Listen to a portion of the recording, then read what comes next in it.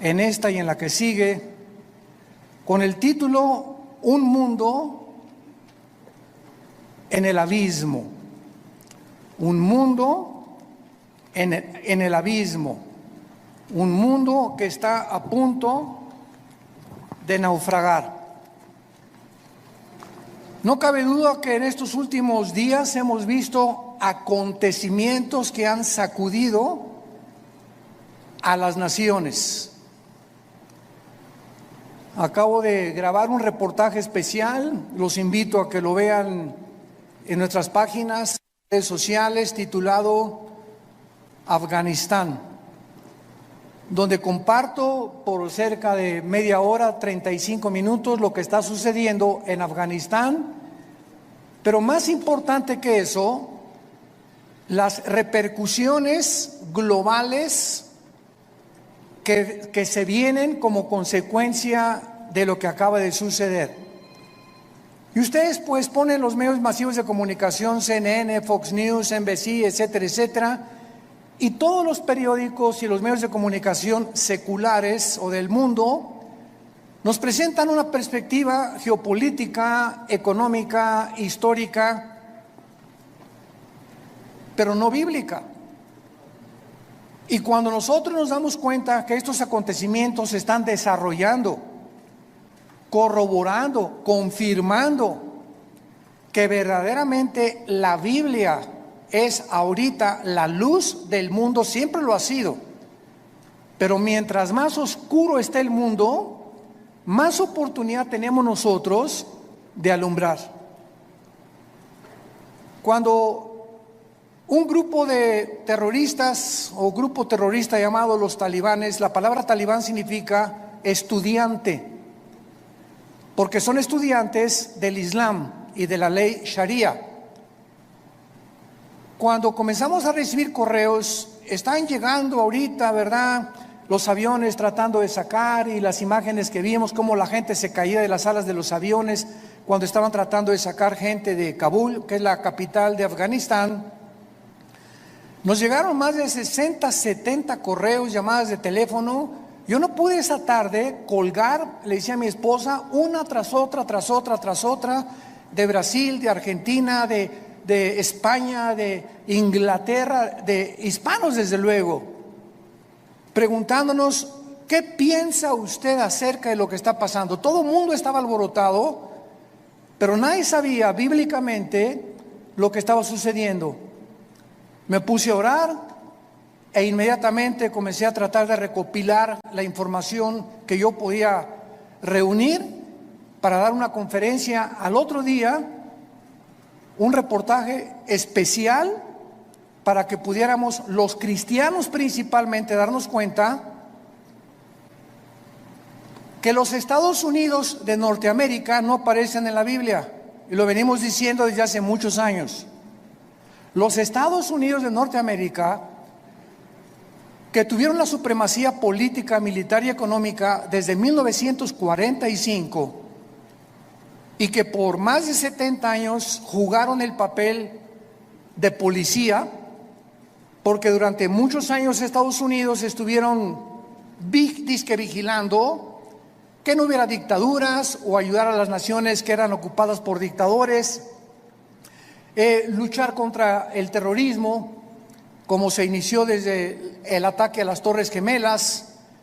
El presidente George Bush lanzó un ataque contra 3 naciones que fueron Irán, Irak y Afganistán, porque Afganistán había sido el nido o la cueva de un grupo llamado Al Qaeda, donde posteriormente capturaron ahí en Islamabad al famoso líder Osama Bin Laden.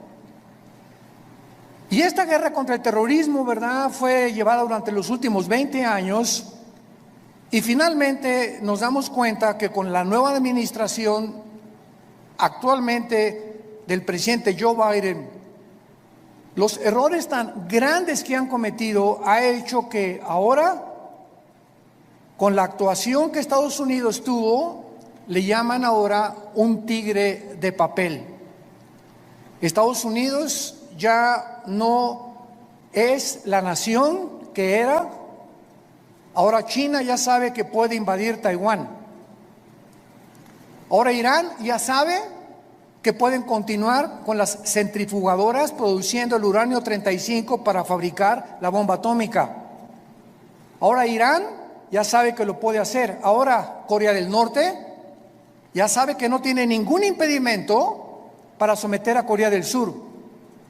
Y ahora Turquía también ya sabe, a través del presidente Erdogan, que pueden levantarse para la reconstrucción de Afganistán, y el presidente de Turquía se ha autonombrado el líder mundial del Islam.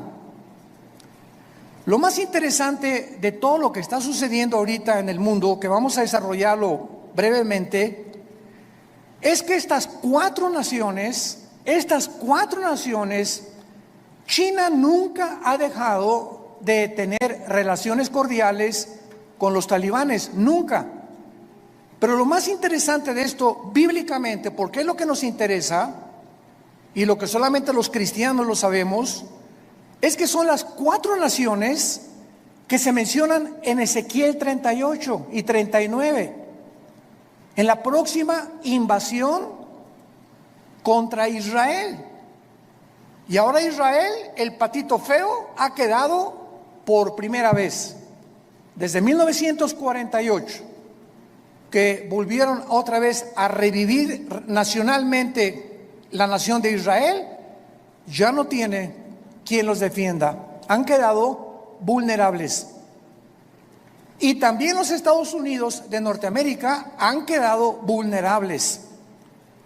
Porque si Estados Unidos no aparece en las profecías bíblicas, y en esta invasión del capítulo 38 de Ezequiel no aparece tampoco, significa o que iba a caer económicamente, o que iba a comenzar a corromperse interiormente, como dijo Abraham Lincoln.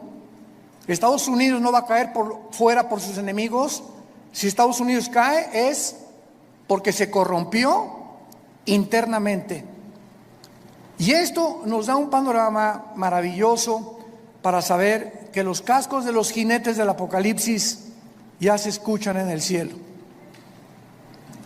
La voz del novio ya la escuchamos, que dice: prepárate, prepárate, prepárate. Y todos ustedes que nos escuchan, que no tienen la seguridad de la salvación a través de la predicación del evangelio de la gracia de Jesucristo, prepárate para encontrarte con Dios.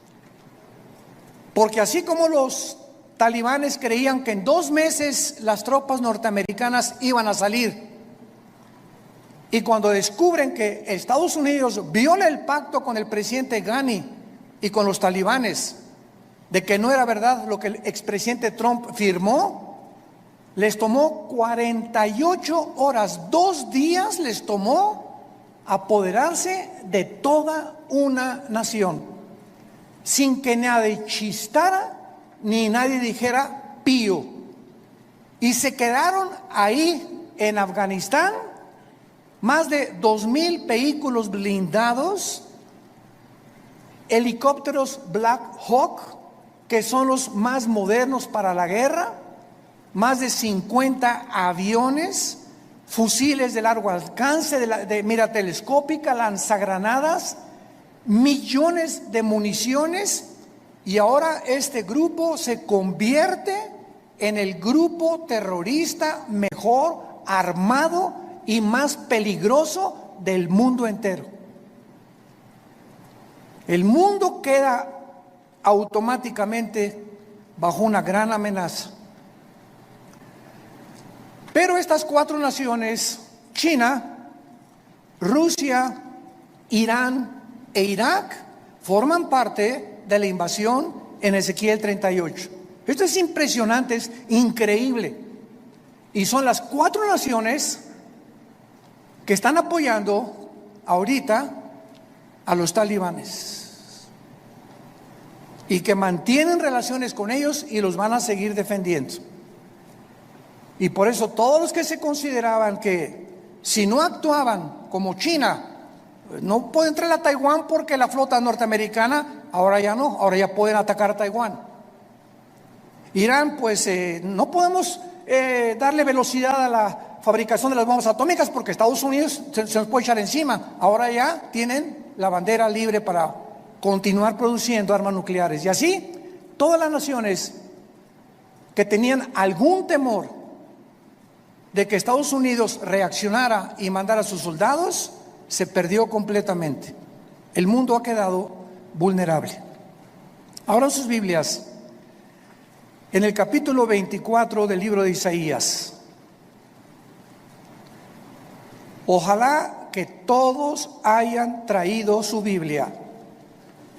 En los tiempos que vivimos, si tú no tomas en serio a Dios y sigues viniendo a la iglesia sin la Biblia, eres un cristiano de papel. A menos que ahorita en el metro se te cayó y lo olvidaste, que solo Dios lo sabe. Pero ya no podemos seguir siendo cristianos de papel, de pacotilla, de oídos, y profesando por afuera sin darle la importancia a Dios que Él nos pide que le demos a este libro sagrado, que es la única luz que tenemos actualmente. El pasaje que voy a leer en Isaías 24 se escribió hace más de 2500 años. Señores ateos que nos escuchan, escépticos y todas las personas que han atacado la Biblia y que se han burlado de ella, ahora van a comenzar a buscar y a volver otra vez a encontrar quién puede darnos respuestas de lo que está pasando geopolíticamente en el mundo. Y en este pasaje, escrito hace más de 2500 años, se describe cómo va a acabar el mundo. Pero aún más que eso, el Espíritu Santo nos delinea claramente las razones por las cuales el mundo ha llegado a la condición en la que se encuentra actualmente. Dice así: he aquí que Jehová vacía la tierra y la desnuda, y trastorna su faz, y hace esparcir a sus moradores. Y sucederá, así como al pueblo, también al sacerdote, como al siervo, así a su amo, como a la criada, a su ama, como al que compra, al que vende, como al que presta, al que toma prestado, como al que da al logro, así al que lo recibe. La tierra será enteramente vaciada, completamente saqueada, porque Jehová ha pronunciado esta palabra: se destruyó, cayó la tierra, enfermó. Cayó el mundo, enfermaron los altos pueblos de la tierra, y la tierra se contaminó bajo sus moradores porque, número 1, traspasaron las leyes. Número 2, falsearon el derecho. Y número 3, quebrantaron el pacto sempiterno. Por esta causa, la maldición consumió la tierra y sus moradores fueron asolados. Por esta causa fueron consumidos los habitantes de la tierra y disminuyeron los hombres. Se perdió el vino, enfermó la vid, gimieron todos los que eran alegres de corazón. Cesó el regocijo de los panderos, se acabó el estruendo de los que se alegran, cesó la alegría del arpa. No beberán vino con cantar, la sidra les será amarga a los que la bebieren. Quebrantada está la ciudad por la vanidad, toda casa se ha cerrado, para que no entre nadie. Esta escritura ha sido llamada el Apocalipsis de Isaías, porque después de que Isaías profetiza en este libro el juicio contra 11 naciones, el Señor ahora anuncia el juicio final contra el mundo entero. Ya el Señor Jesucristo había anunciado, Mateo 24:21, porque habrá gran tribulación en el mundo como nunca jamás la ha habido antes. En Lucas 21 escribe estas palabras el evangelista Lucas, versículo 25: habrá señales en el sol, en la luna, en las estrellas, y en la tierra angustia de las gentes, confundidas a causa del bramido del mar y de las olas, desfalleciendo los hombres por el temor y la expectación de las cosas que sobrevendrán en la tierra, porque las potencias de los cielos serán conmovidas. Versículo 34: miren también por ustedes mismos, que vuestros corazones no se carguen de glotonería, embriaguez y de los afanes de la vida, y venga de repente sobre vosotros aquel día, porque como un lazo vendrá sobre todos los que habitan sobre la faz de toda la tierra. Velad pues en todo tiempo, orando que seáis tenidos por dignos de escapar de todas estas cosas que vendrán y de estar en pie delante del Hijo del Hombre.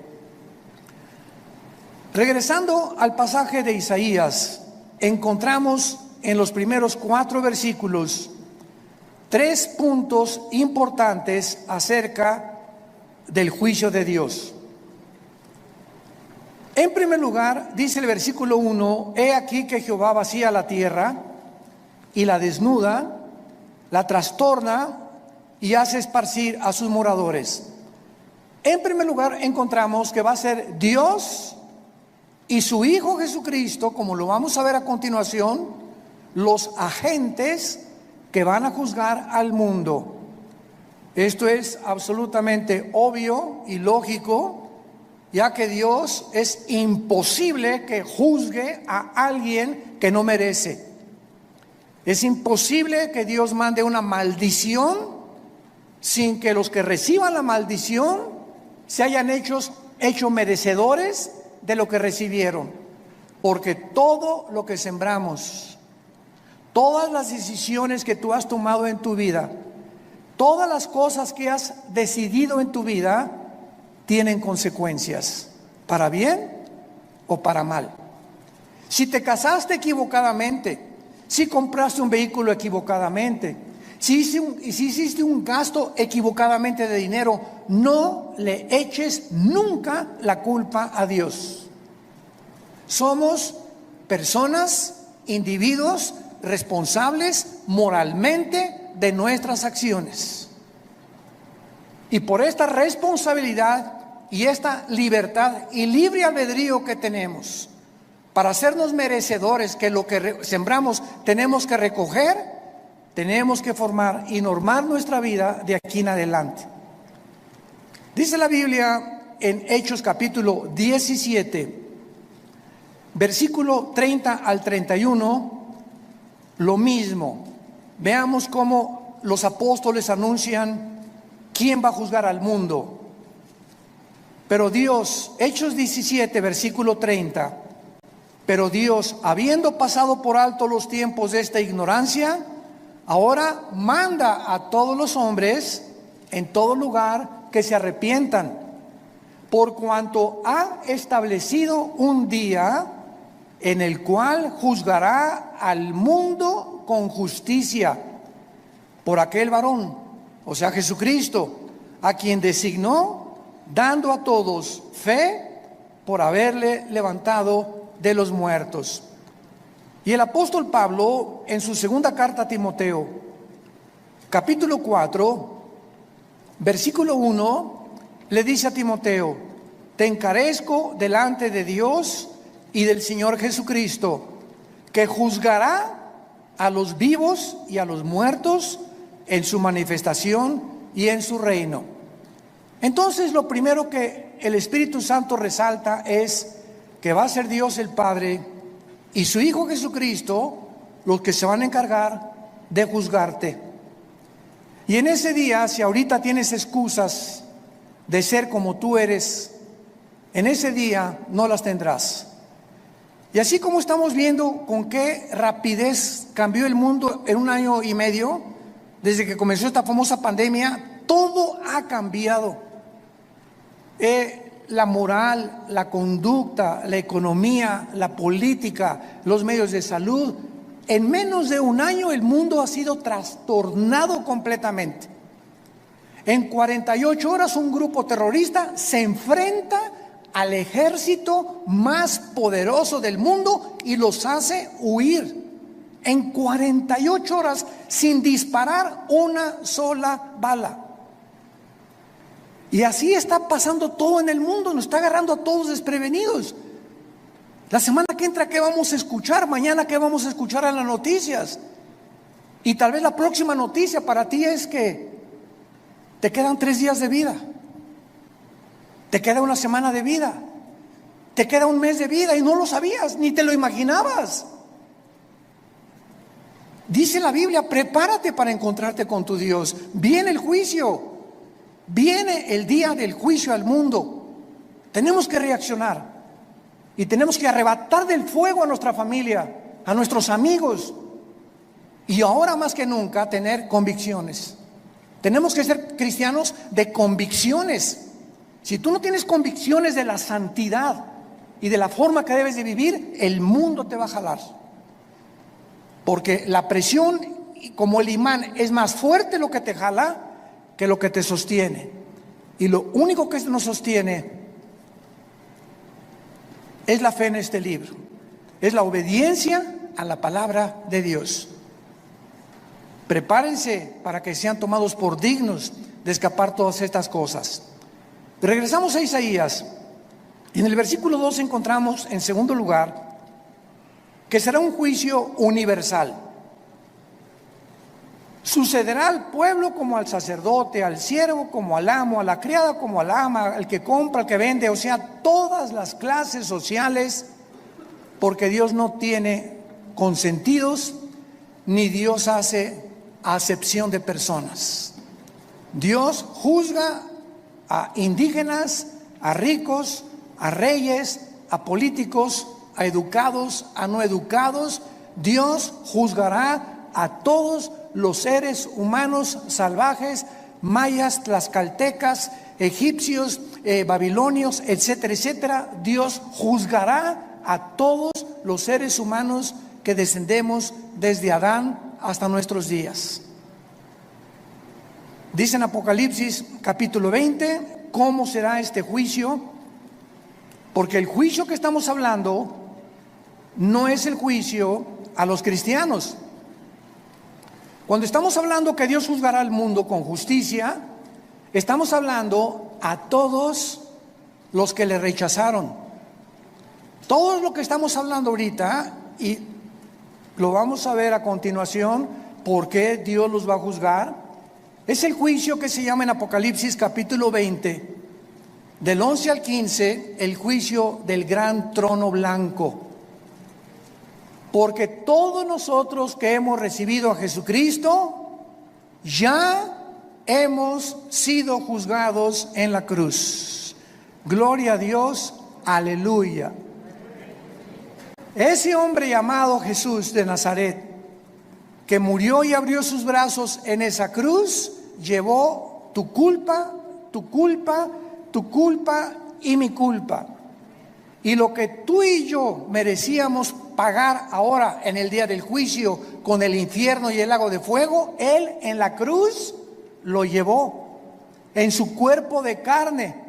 El que no conoció pecado, por nosotros se hizo pecado, para que nosotros, pecadores, inmundos, cochinos, sucios, fuésemos hechos la justicia de Dios en Él.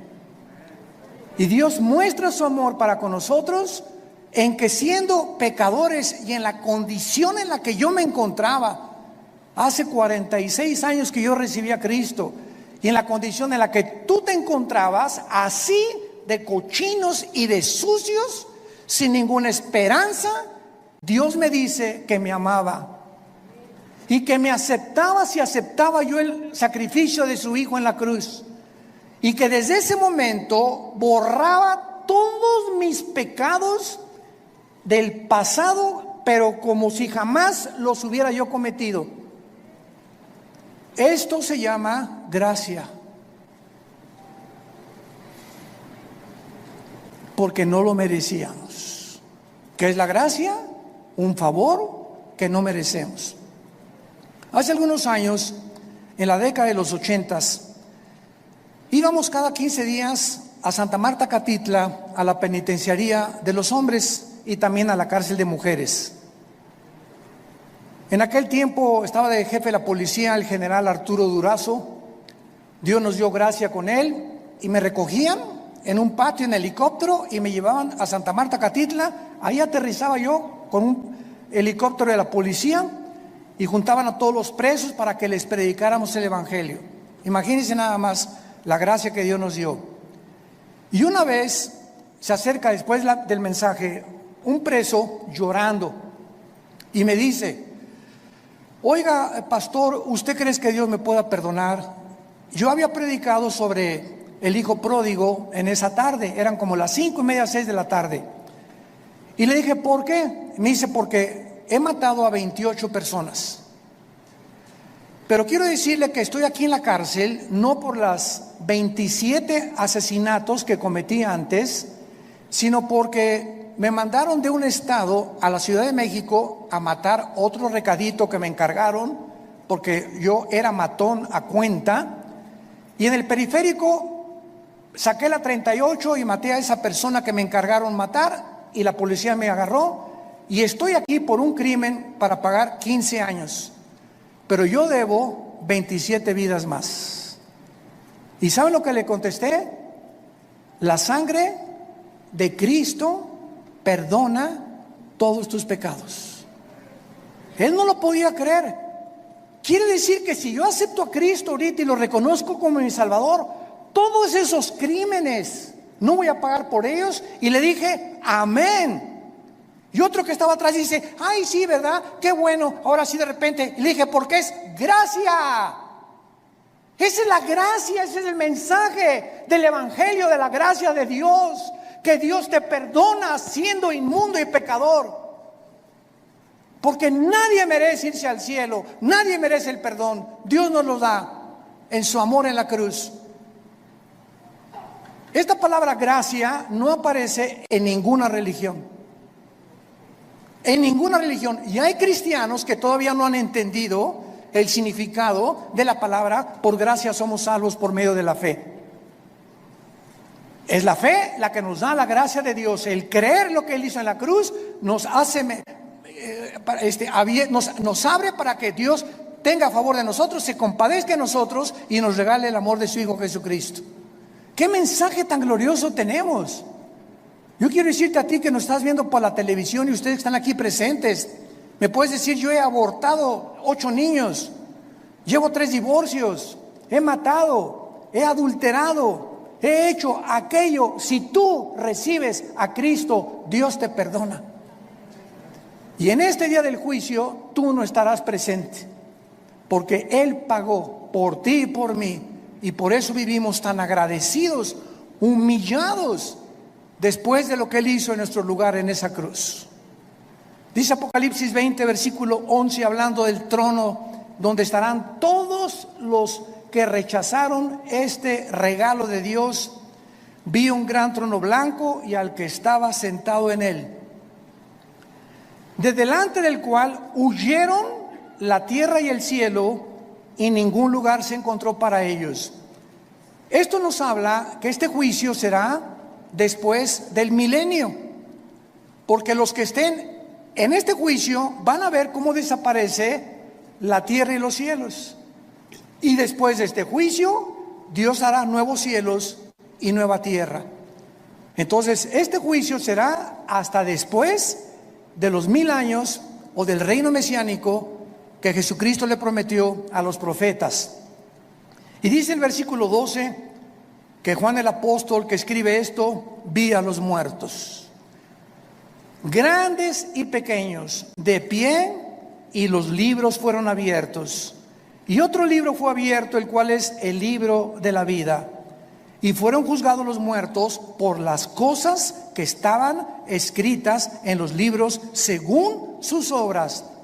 Vemos que Juan nos dice que cuando Dios abrió los libros, todos los seres humanos que estaban enfrente del trono de Dios estaban parados.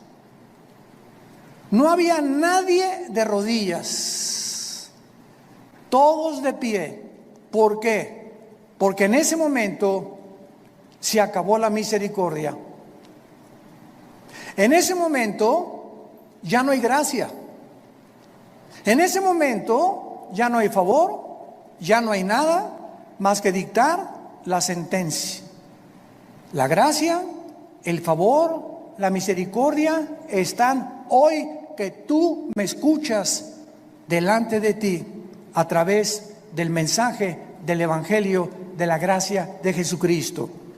Pero si después de esta vida tú rechazas lo que te está Dios ofreciendo en este momento, se acabó, porque eres responsable. Somos sometidos a la ley de la responsabilidad individual, y cuando tú te mueras, te morirás en tus pecados, porque tú así lo decidiste. Como dijo un predicador hace algún tiempo, Dios no manda a nadie al infierno. Dios no manda a nadie al infierno, ellos se van solitos. Dios dio a su Hijo en la cruz, y si tú te condenas es porque tú escogiste pasar la eternidad lejos de Dios, porque en esta vida rechazaste a Dios y no lo quisiste, menos te gustará seguir con Él después de muerto. Los libros van a ser abiertos, todos tus pensamientos, todas tus palabras y todas tus acciones serán traídas delante de ti como en una película. Y observamos que Dios te va a juzgar por las obras. Qué irónico, ¿verdad? La salvación es por gracia sin las obras, pero el juicio será por las obras, por lo que tú hiciste. Y ahora, por lo que nosotros hicimos, Dios nos perdona, pero el día del juicio no lo vas a soportar. Y en tercer lugar, regresamos a Isaías 24, dice el versículo 3 y 4, que este juicio devastará completamente el mundo. La tierra será vaciada, versículo 3, Isaías 24, completamente saqueada.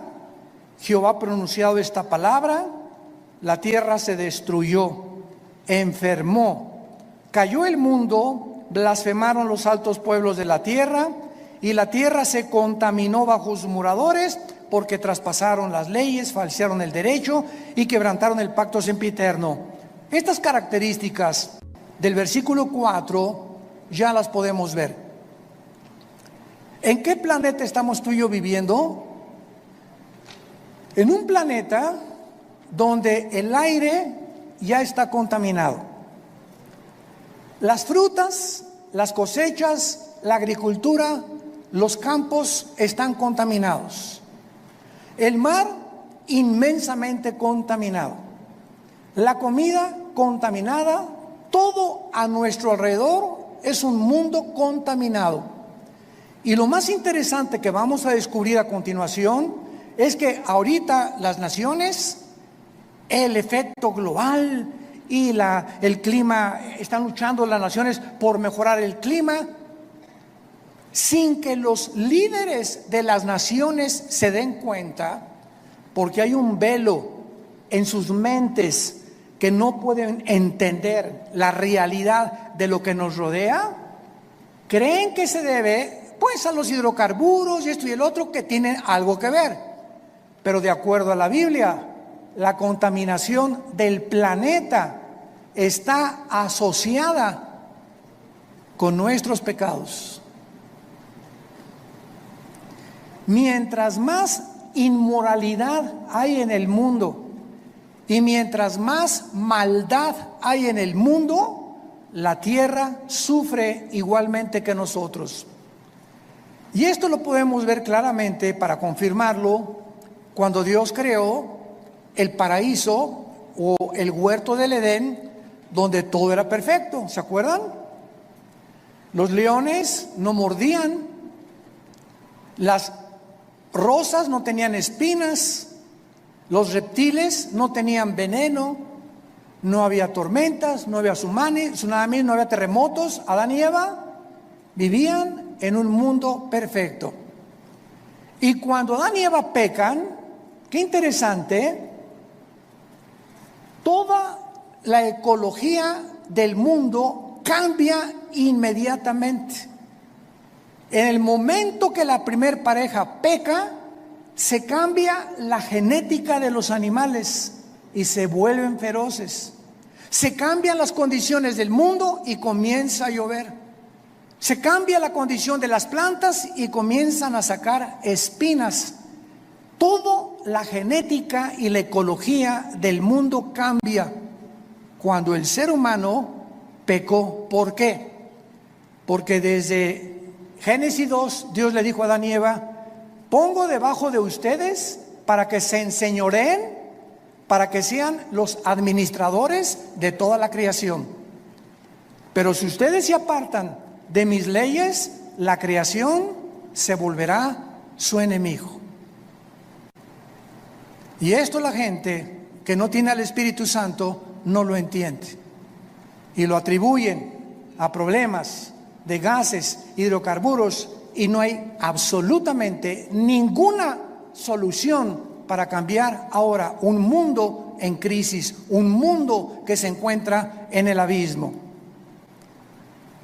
Ahora veamos a continuación las causas del juicio en el versículo 5 que acabamos de leer. ¿Por qué el mundo ha llegado al punto que llegamos? Y hace 2700 años el profeta Isaías lo advirtió. Número 1, la tierra se contaminó bajo sus moradores porque, en primer lugar, falsearon las leyes o falsearon el derecho. Esta palabra es Torah en el hebreo, si te interesa ponerlo, cuando dice falsearon las leyes, falsearon los mandamientos de Dios. Y esto es importante porque la Biblia nos muestra claramente que la contaminación, repito, afecta al ser humano, y la iniquidad y la maldad y la inmoralidad de los habitantes del mundo es tan grande el pecado, que la naturaleza se vuelve contra nosotros. Veamos otros ejemplos de esto en el libro de Job, capítulo 36. Job, capítulo 36, versículo 33. El trueno declara su indignación. ¿Han oído ustedes los truenos y los rayos? Mi esposa, cuando truena, a ella me encanta que truene, porque sé que no me va a pasar nada. Y mi esposa sale corriendo y ay, está lloviendo. Y digo, pues aquí, mira, más cerquita aquí conmigo, y aquí la apapacho. Pero cuando truena, nos ponemos así, ¿verdad? Porque se oye una cosa esplendorosa en el cielo, como una voz gigantesca, ¡pum! Y dice la Biblia que es una manifestación de la indignación de Dios los truenos, como diciéndonos: ahí les va un botón de muestra de mi poder. Y la tempestad proclama su ira contra la iniquidad. ¿Se dan cuenta? Como todo lo podemos respaldar bíblicamente. Ahora capítulo 37 de Job, versículo 12 y 13. Asimismo, por sus designios se revuelven las nubes en derredor, para hacer sobre la faz del mundo, en la tierra, lo que Él les mande. Unas veces por azote, otras por causa de la tierra, otras por misericordia las hará venir. Nos damos cuenta que las lluvias es una misericordia de Dios, mas no las inundaciones. Entonces, Dios hace llover muchas veces por misericordia de nosotros, necesitamos tierra fértil que produzca, ganado que tenga que comer, que los ríos suban su caudal y su volumen y su nivel, pero otras veces encontramos que estas mismas aguas Dios las usa como un medio donde nos está diciendo: ustedes van por mal camino. Entonces, qué interesante que la Biblia nos muestre que el planeta se encuentra como se encuentra porque la maldad de los hombres es demasiada. Hemos llegado a un punto de maldad que no nos imaginamos. Dice en Romanos capítulo 1 también que Dios estableció leyes también morales. Dios estableció leyes morales. Cuando creó el mundo, Dios primero hizo las leyes de la gravitación, las leyes del electromagnetismo y las leyes nucleares. Las leyes cósmicas: la Tierra mantiene su movimiento en 24 horas, en 35 días alrededor del Sol. Vemos que la ley de la gravitación actúa las 24 horas del día, pero así, como estamos bajo un universo completamente y lujosamente, admirablemente diseñado por el Creador, gracias, señores científicos que nos escuchan, gracias al orden y el diseño de las leyes, existe la ciencia. ¿Por qué existe la astronomía? Porque los astrónomos pueden ver perfectamente bien y predecir un meteoro o esto y el otro, porque el universo está obrando, trabajando metódicamente como un reloj que se le dio cuerda. ¿Por qué existen las leyes? La primera y la segunda ley de la termodinámica, porque todo nos habla que está sujeto a un deterioro, a una oxidación. El Sol pierde toneladas masa cada segundo, y gracias a esto se establece que no hay evolución, que la segunda ley de la termodinámica contradice la ley de la evolución. En lugar de que estemos evolucionando, vamos de arriba hacia abajo, no vamos mejorando. Ya se profetizó hace 2000, la tierra iba cada día a deteriorarse más, y el carácter de los seres humanos iba a llegar a comportarse más bajo que el de los animales. Traspasamos las leyes, dice Romanos capítulo 1, versículo 21. Pues habiendo conocido a Dios, no le glorificaron como a Dios, ni le dieron gracias, sino que se envanecieron en sus razonamientos, y su necio corazón fue entenebrecido.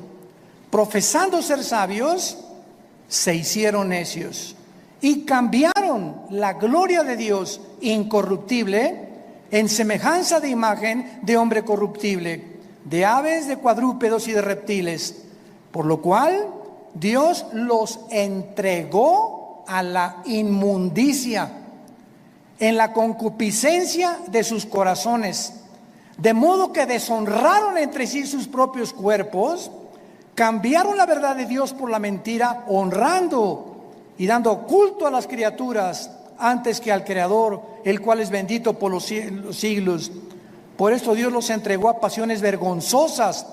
Aún sus mujeres cambiaron el uso natural por el que es contra naturaleza, y los hombres igualmente, dejando el uso natural de la mujer, se encendieron en su lascivia unos con otros, cometiendo hechos vergonzosos hombres con hombres, y recibiendo en sí mismos la retribución debida a su extravío. Acabo de leer un artículo de uno de los más grandes y prestigiados psiquiatras del siglo XXI, aseverando la siguiente declaración: el 70% de las personas transgénero se quitan la vida.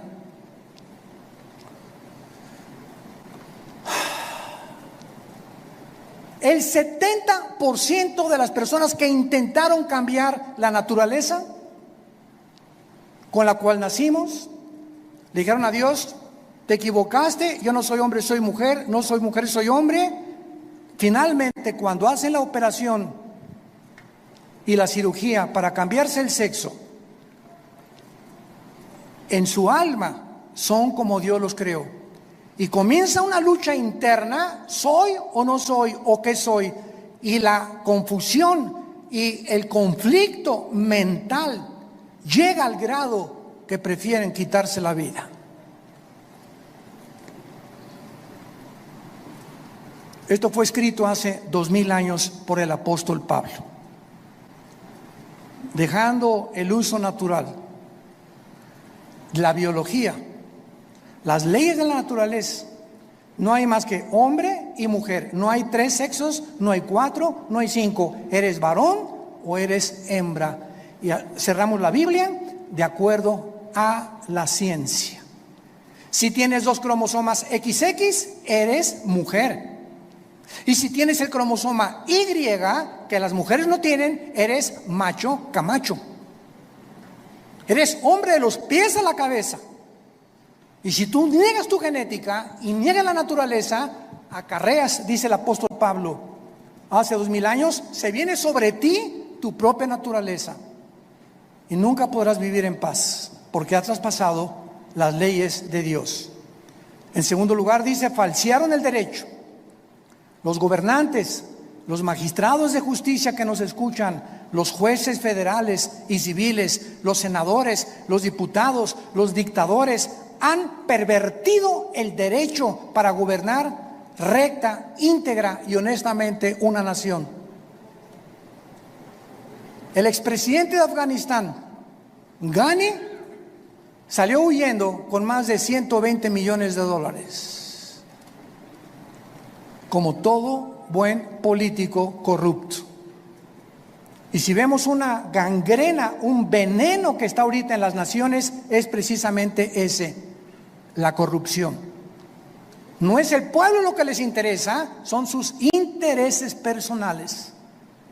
Me voy a llevar lo más que puedo del pastel en el poco tiempo que tengo que ejercer mi derecho, antes de que acabe todo.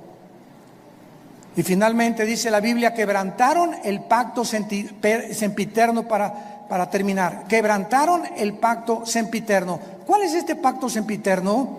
Veamos el libro de Malaquías, antes de Mateo, para terminar, el último libro de la Biblia, Malaquías capítulo 2, versículo 13, lo que el profeta escribió antes de que iniciara la venida de Jesucristo.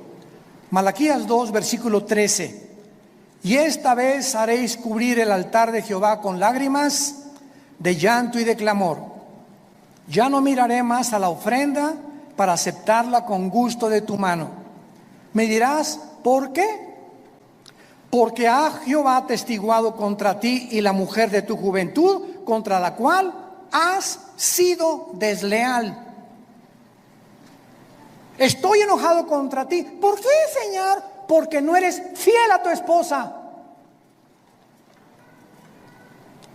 Y vas a llorar y te vas a arrepentir y te vas a jalar los pelos. Y si te mueres en esta condición, te condenas eternamente. Desleal. Vamos a ver qué significa la palabra en hebreo, desleal. Siendo ella tu compañera y la mujer de tu pacto. ¿Cuál es el pacto que menciona Isaías que acabamos de mencionar? Sempiterno, el primer pacto que Dios estableció antes de cualquier institución humana, de los colegios y de los gobiernos. Se llama el pacto inquebrantable del matrimonio. A los que les interese, la palabra desleal en el hebreo es la palabra bagad, con B de bueno, A de Armando, G de Gárgara, H, A de Armando, D de David, bagad. Escuchen lo que significa ser desleal. Actuar encubiertamente, hipócritamente, fraudulentamente o secretamente, encubrir, tapar, engañar y decir cosas que no sentimos. Cuando tú te volteas a tu esposa y dices te amo, solo Dios sabe que le estás diciendo que verdaderamente le amas. Y cuando tú le dices a tu esposa te amo y atrás de ti tienes tu amante, estás encubriendo, eres un hipócrita, estás falseando completamente y Dios te está escuchando. Y eso Dios lo tiene que castigar. Dios tiene que juzgar la deslealtad, la hipocresía que podamos tener en el matrimonio. Por eso tenemos estos seminarios cada año con 300, 250 parejas, para que en esos 3 días regresemos a la Biblia, nos arrepintamos, hay una renovación de votos el último día junto a la playa, una cena de gala, y ahí podemos descubrir que, Dios mío, es que yo sentí que ya no la amaba, pero viene el Espíritu Santo y nos da algo sobrenatural que ya habíamos perdido, porque le estamos diciendo a Dios: yo quiero mantener y llegar hasta el fin con mi gordita y con mi gordito, porque de otra manera me estoy engañando. No puedo irme con un amante ni creer que hay una mujer que me satisfaga, que la mujer y la madre que tú me diste para mis hijos. El mundo está enfermo, tenemos que reaccionar, y en esta tarde les pido a todos ustedes que se arrepientan de sus pecados. Si hay alguna área en la que el Espíritu Santo te ha hablado, arrepiéntete hoy, porque por esta puerta no entraste en esta mañana por coincidencia. Dios te ama, Dios te ama, Dios te ama, y Él no quiere que salgas por esta puerta como entraste esta mañana. Tú no sabes si ahorita te atropella un coche, no sabes si te da un ataque al corazón, no sabes si te da una embolia cerebral mañana, o si pasado mañana el doctor te dice: las placas no mienten, don Pancho, usted tiene cáncer y tiene 3 meses para vivir. Dios quiere que tú vengas a la cruz a perdonar tus pecados y a que arregles tus cuentas de una vez por todas con su Hijo Jesucristo. Oremos. Te damos gracias, Señor, por tu palabra, porque de tal manera nos amas que nos has dado a tu Hijo Jesucristo, para que cualquiera, sin acepción de personas, que crea en Él, no se pierda, mas tenga la vida eterna. Mas Dios muestra su amor para con nosotros en que, siendo aún pecadores, Cristo murió por nosotros. Mas Él herido fue por nuestras rebeliones, molido por nuestros pecados. El castigo de nuestra paz fue sobre Él, y por sus llagas hemos sido nosotros curados. Él, que no conoció pecado, por nosotros se hizo pecado, para que nosotros fuésemos hechos la justicia de Dios en Él. ¿Qué tengo que hacer?, me preguntarás en esta mañana, para arreglar mis cuentas para siempre con Dios. La Biblia dice: arrepiéntete.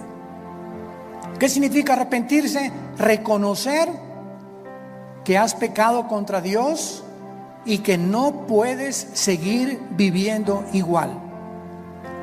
En segundo lugar, que no tienes el poder para cambiar, porque solo Dios te lo puede dar mediante la fe en su Hijo. En segundo lugar, creer que Cristo en la cruz pagó con su sangre por tus pecados.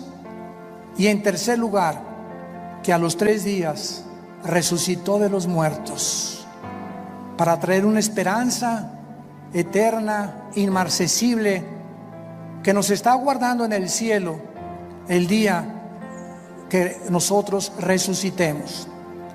Dile pues: Señor, te pido perdón por mi vida, lávame con tu sangre preciosa. Te recibo, Jesucristo, en mi corazón como mi Señor y mi Salvador, y te doy las gracias por tan grande amor.